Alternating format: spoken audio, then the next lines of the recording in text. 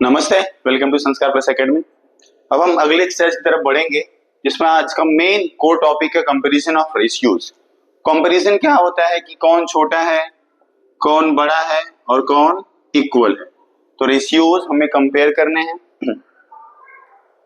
तो खासकर हमें क्या करना होता है, जब भी हम कंपेयर करने के लिए जाते हैं मेनली हमें रिड्यूस्ड फॉर्म को चेक करना होता है कि जो भी अगर मान लीजिए रेशियो मुझे दिया है 98/100, इसको कंपेयर करने के लिए बोला है 8/9 से।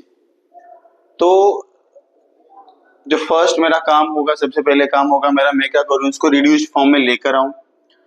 और या दूसरा तरीका ये होगा कि मैं डिनोमिनेटर को सेम करने की ट्राई करूं। डिनोमिनेटर अगर सेम हो जाता है तो अगर न्यूमरेटर बड़ा है तो उस साइड का रेशियो बड़ा होगा और न्यूमरेटर छोटा है तो उस साइड का रेशियो छोटा होगा। दूसरा ये है मेन हमें यही करना है कि डिनोमिनेटर सेम करना होगा और ज्यादा से ज्यादा हमें ट्राई करना है कि रिड्यूस्ड फॉर्म में हो। हमें इस बात पे ज्यादा ध्यान रखना है। आगे एग्जांपल्स दिए हैं, डायरेक्ट हम आते हैं एक्सरसाइज में 4.2 में हमें बहुत सारी चीजें और पढ़नी है। तो हम टॉपिक वाइज जैसे टॉपिक आते जाएगा हम उसको पढ़ते जाएंगे। फर्स्ट क्वेश्चन क्या बोल रहा है हमें, using the property A/B is equals to AK/BK। अच्छा, क्या दिया है पहले इसको समझते हैं। A/B is equals to AK/BK। K कहां से आया? तो ये बहुत डीप है, बहुत ध्यान से सुनिए इस बात को कि K हमें क्यों जरूरी है। फॉर एग्जाम्पल अगर मैंने कोई रेशियो लिखा है, इसे लिखा है 3/2, ठीक है, 3/2। तो अगर मान लो मुझे कोई वेरिएबल से कंपेयर करना है, for example A/B is equals to 3/2। अगर मुझे यहाँ पर बोला जाए कि A is equals to मैं 3 ले सकता हूँ क्या, B is equals to 2 direct ले सकता हूँ क्या, तो इसका आंसर है नहीं, हम डायरेक्ट नहीं ले सकते। क्यों? क्योंकि ये जो 3/2 दिया है एक रेशियो है, हमें उसकी एग्जैक्ट वैल्यू नहीं पता है कि वो 3/2 ही है क्या, नहीं। क्यों? मैं इसको लिख सकता हूं 6/4। फॉर एग्जांपल मैंने क्या कर दिया, 2 से ऊपर मल्टीप्लाई कर दिया, 2 से नीचे मल्टीप्लाई कर दिया। इसको मैं लिख सकता हूं 300/200। इसको मैं लिख सकता हूं 3000/2000। मतलब ये जो 3/2 लिखा है एग्जैक्टली 3/2 है नहीं, वो रिड्यूस्ड फॉर्म, रेशियो का रिड्यूस्ड फॉर्म लिखा हुआ है। वो वैल्यू कुछ भी हो सकती है, तो वैल्यू एग्जैक्टली क्या है मुझे नहीं पता, इसलिए साथ में क्या करते हैं, एक वेरिएबल एक कांस्टेंट लेकर चलते हैं k। यहाँ पर k लेके चला हुआ है, आप कुछ भी ले सकते हैं, लेकिन एक कांस्टेंट हमें साथ में लेकर चलना है कि जो दोनों के पास हो सकता है। ठीक है, तो एक कॉन्सेप्ट है, इसके बेस पर क्या करें हम, इसकी वैल्यूज निकालें। आप डायरेक्ट भी कर सकते हैं, अगर थोड़ा सा आपको टेबल का, रेशियो का स्टार्टिंग में थोड़ा सा भी अच्छा नॉलेज होगा तो आप आराम से कर सकते हैं। जैसे लिखा है 5/7, 728 कब बन जाएगा, जब उसमें 4 से मल्टीप्लाई करेंगे। तो यहाँ पे ध्यान रखिए, के ऊपर है तो के नीचे भी है, मतलब न्यूमरेटर में है तो डिनोमिनेटर में भी के है। मतलब अगर यहाँ 7 में 4 से मल्टीप्लाई हुआ है तो ऊपर 5 में भी 4 से मल्टीप्लाई होगा, और 5 4 जा होता है 20। यहाँ पे लिखा है 35, 5 में क्या मल्टीप्लाई करेंगे कि 35 होगा 7। तो अगर न्यूमरेटर में 7 मल्टीप्लाई है तो डिनोमिनेटर में भी 7 मल्टीप्लाई होगा, 7 7 जा 49। 3.5, 7 में क्या मल्टीप्लाई करेंगे कि 3.5 हो जाएगा, तो हाफ, 7 का हाफ होता है 3.5, तो 5 का हाफ कितना हो जाएगा, मेरे पास आएगा 2.5। अगर इसको आप सॉल्व करने के लिए जाएंगे तो आप लिख सकते हैं 5/7 इज इक्वल्स टू 28/x लिख दिया मैंने, ठीक है। अब x को मैंने यही छोड़ दिया, ये हो गया 5 × 28/7। Therefore x is equal to 7 1 जा 7, 7 4 जा 28, 5 4 जा 20।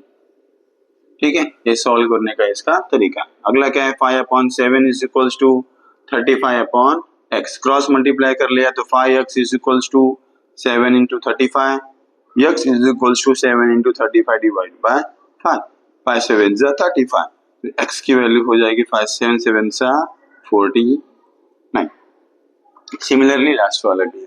तो ऐसे ये वाला क्वेश्चन आप खुद से सॉल्व करिए, मैं इलैबोरेट कर देता हूँ, समझा देता हूँ आपको, आप सॉल्व करिएगा उसको। ठीक है, ये 9/14 है।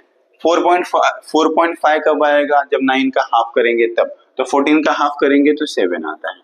14 को 42 कैसे बनेगा, तो 3 से मल्टीप्लाई कर दिया हमने। 14 1 जा 14, 14 2 जा 28, 14 3 जा 42, तो ऊपर भी 3 से मल्टीप्लाई होगा, 9 3 जा 27।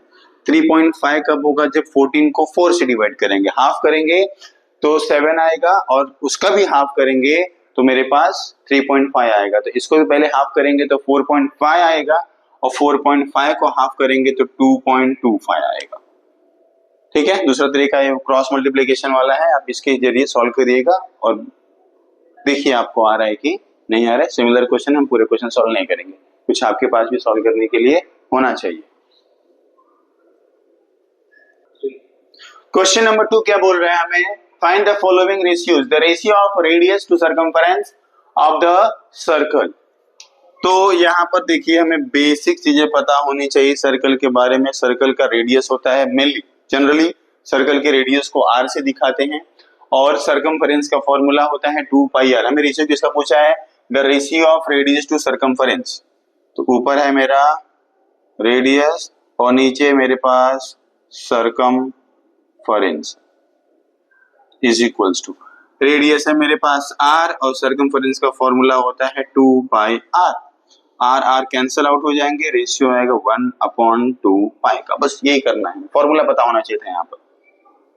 Second, the ratio of circumference of a circle with radius r to the its with radius r to its area. मतलब हमें क्या करना है इस बार, सर्कमफेरेंस का रेशियो निकालना है एरिया से, जहां पर रेडियस r है। यहाँ पे डिफाइन करके रखा है कि रेडियस r है मेरे पास। सर्कमफेरेंस का फॉर्मूला है मेरे पास 2 पाई r, ठीक है, और एरिया का फॉर्मूला होता है पाई r स्क्वायर। ठीक है, जो कॉमन है, जो सेम है, कैंसिल आउट हो जाएगा। जैसे पाई और पाई कैंसिल हो गया, यहाँ पर एक r, यहाँ पे 2 r है, तो एक r कैंसिल हो गया। रेशियो किसका आया, 2/r। थर्ड क्वेश्चन क्या है, the ratio of diagonal of a square to its side if the length of side is 7 centimetre. तो स्क्वायर की बात किया है, याद रखिए स्क्वायर की बात किया है। जो the ratio of diagonal of square, तो स्क्वायर को समझें, स्क्वायर में चारों साइड सेम होती हैं, इसके डायगोनल का रेशियो निकालना है हमें उसके साइड के रेशियो से। तो ए रहा मेरा, साइड बोल के रखा है उसने 7। अच्छा, एक बात याद रखिए, अगर मैं इसको सॉल्व करने के लिए मेरे पास डायगोनल निकालना पड़ेगा मुझे, और डायगोनल निकालने के लिए मेरे पास फॉर्मूला है पाइथागोरस। सिंस ए स्क्वायर है तो और भी तरीके हैं निकालने के, लेकिन आपने उसको पढ़े नहीं है। जैसे एक है 30 60 90 का, जैसा है 45 45 90। तो मुझे पता है कि जो स्क्वायर का डायगोनल होता है वो अपोजिट एंगल्स को बाइसेक्ट करता है। ये प्रॉपर्टी है स्क्वायर की, मतलब ये 45 डिग्री हो जाएगा, ठीक है, और ये भी 45 डिग्री हो जाएगा। और हमें पता है कि जो 45 डिग्री का अपोजिट साइड होता है वो लेंथ में हाइपोटेन्यूज का 1/√2 टाइम्स होता है। मतलब क्या होगा कि 7 is equals to 1/√2 times of diagonal. ठीक है, तो डायगोनल की वैल्यू कितनी हो जाएगी, डायगोनल इज इक्वल्स टू 7√2। एक तरीका निकालने का तो ये है। दूसरा है कि मैं क्या करूं, पाइथागोरस से निकालूं। याद रखिए मुझे डायगोनल पता होना चाहिए, यहाँ पर डायगोनल मुझे पता होगा तो ही मैं डायगोनल से साइड का रेशियो निकाल पाऊंगा। तो दूसरा तरीका मेरे पास है पाइथागोरस, यहाँ पे 90 डिग्री है, तो हाइपोटेन्यूज का स्क्वायर मैं बोल देता हूँ, डायगोनल बोल देता हूँ। डायगोनल का square is equals to first side का स्क्वायर प्लस सेकंड साइड का square. 7 square plus 7 square 49 plus 49। इसको लिख सकता हूं मैं 2 इंटू 49, या 98 भी लिख सकता हूं मैं। 2 इंटू 49 लिखेंगे तो बेटर है, क्योंकि मुझे स्क्वायर रूट लेना है। आगे स्क्वायर रूट लेंगे तो यहाँ पर बचेगा बस डायगोनल। ठीक है, 49 का स्क्वायर रूट होता है 7, 2 का स्क्वायर रूट मैं नहीं निकाल पाऊंगा तो ये रूट के अंदर ही रहेगा, तो 7√2। तो इस केस में डायगोनल की वैल्यू कितनी है मेरे पास, मुझे निकालना है डायगोनल से साइड का रेशियो। डायगोनल की मेरे पास 7√2 है और साइड है मेरे पास 7, तो आंसर आएगा मेरा √2। यहाँ पर स्क्वायर को ज्यादा समझना जरूरी है, स्क्वायर समझना जरूरी है कि डायगोनल कितना है और मेरे पास साइड कितना है। फोर्थ है, the length of side of rectangle are 5 centimetre and 3.5 centimetre. बोला है कि रेक्टेंगल की साइड है, एक है 5 और एक है 3.5 centimetre. Find the ratio of its perimeter to area. Fourth question, ये थर्ड वाला था। फोर्थ क्वेश्चन, मुझे पेरीमीटर ऑफ रेक्टेंगल से एरिया ऑफ रेक्टेंगल का मुझे रेशियो निकालना है। पेरीमीटर ऑफ रेक्टेंगल क्या होता है, 2 ब्रैकेट में लेंथ प्लस ब्रेड्थ। लेंथ कितना है मेरे पास 5 प्लस ब्रेड्थ कितना है मेरे पास 3.5। फॉर्मूला याद रखिए, पेरीमीटर ऑफ रेक्टेंगल होता है 2 ब्रैकेट में l प्लस b, l मतलब लेंथ, b मतलब ब्रेड्थ, ठीक है। और एरिया का फॉर्मूला होता है length into breadth, length into breadth, 5 into 3.5। चलिए सॉल्व करते हैं, कितना आएगा 2, ये हो जाएगा 8.5, 5 प्लस 3.5 8.5 डिवाइड बाय 5 इंटू 3.5। देखिए सिंप्लीफाई होता है क्या, 5 से कर सकते हैं हम, 5 1 जा 5, 5 1 जा 5, 5 7 जा 35। तो ये हो गया 2 इंटू 1.7 डिवाइड बाय 3.5। ऊपर नीचे हम 10 से मल्टीप्लाई कर देंगे तो हो जाएगा 2 इंटू 17 डिवाइड बाय 35, तो हो जाएगा 34/35। इन दोनों के पास कोई कॉमन फैक्टर नहीं है जो इनको कट कर पाए, तो मेरे पास 34/35 ही बचेगा, ठीक है। ये मेरा रेशियो हो गया।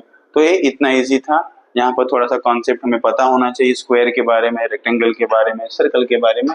नहीं पता है तो पहले पता करें उस बारे में और सॉल्व करें। मैथ सॉल्व करने का तरीका याद रखें, या मैथ्स कैसे पढ़ा जाता है, मैथ्स कैसे प्रैक्टिस की जाती है। मैथ्स पढ़ के तो नहीं आता है। सिंपल सी बात है कि आप सोचें कि मैथ्स को मैंने रट लिया, स्टेप्स मैंने याद कर लिए और जाकर एग्जाम में लिख पाऊंगा मैं, तो ये बहुत कम बच्चों के साथ होता है। ऐसा नहीं है, किसी के साथ होता है, किसी की रटने की पावर, लर्न करने की पावर इतनी ज्यादा होती है कि एक एक स्टेप्स को लर्न करके जा सकता है। लेकिन एक बोलते हैं जायज तरीका नहीं है। प्रॉब्लम क्या, अगर एक स्टेप्स भी अगर बीच में मिस्टेक होता है, एक वैल्यू भी गलत होती है, तो हो सकता है कि आगे के पूरे स्टेप्स आप भूल जाए। तो मैथ्स पढ़ने का, मैथ्स प्रिपेयर करने का सबसे बेस्ट तरीका है कि आप प्रैक्टिस करो। मैं हर लेक्चर में आपको बोलता हूँ कि मैथ्स प्रैक्टिस करिए। एक क्वेश्चन मैंने कराया तो एक क्वेश्चन आप करिए। आपका प्रैक्टिस करना बहुत ज्यादा जरूरी है। और सबसे की पॉइंट की बात है कि जब भी आप प्रैक्टिस करेंगे ना, आप ये याद रखिए कि मैंने क्या कॉन्सेप्ट यूज किया। आप ये मत याद रखिए कि मैंने क्या सॉल्व किया, आप ये याद रखिए कि किसी भी सम को सॉल्व करने के लिए मैंने क्या कॉन्सेप्ट यूज किया है। मैंने फैक्टराइजेशन यूज किया है, मैंने एरिया का फॉर्मूला लगाया है, मैंने पाइथागोरस लगाया है। आप कॉन्सेप्ट याद रखिए। क्यों? क्योंकि अगर कॉन्सेप्ट याद है आपको तो आप कोई भी सम, कुछ भी वैल्यू को रीअरेंज कर दिया जाए, वैल्यू चेंज कर दिया जाए, आपको फर्क नहीं पड़ेगा उससे। तो सबसे इंपॉर्टेंट बात है कि जब भी मैथ्स आप प्रैक्टिस कर रहे हो तो प्रैक्टिस करने के साथ आप इस चीज को नोट करो कि इस सम को करते समय मैंने क्या थ्योरम लगाया, मैंने क्या कॉन्सेप्ट यूज किया है, ये ज्यादा इंपॉर्टेंट है। तो ऐसे करके आप मैथ्स को प्रॉपरली किसी भी एक्सटेंट तक प्रिपेयर कर सकते हैं। तो इस तरीके से मैथ्स पढ़िए आप, ठीक है। इसको लिख लीजिए।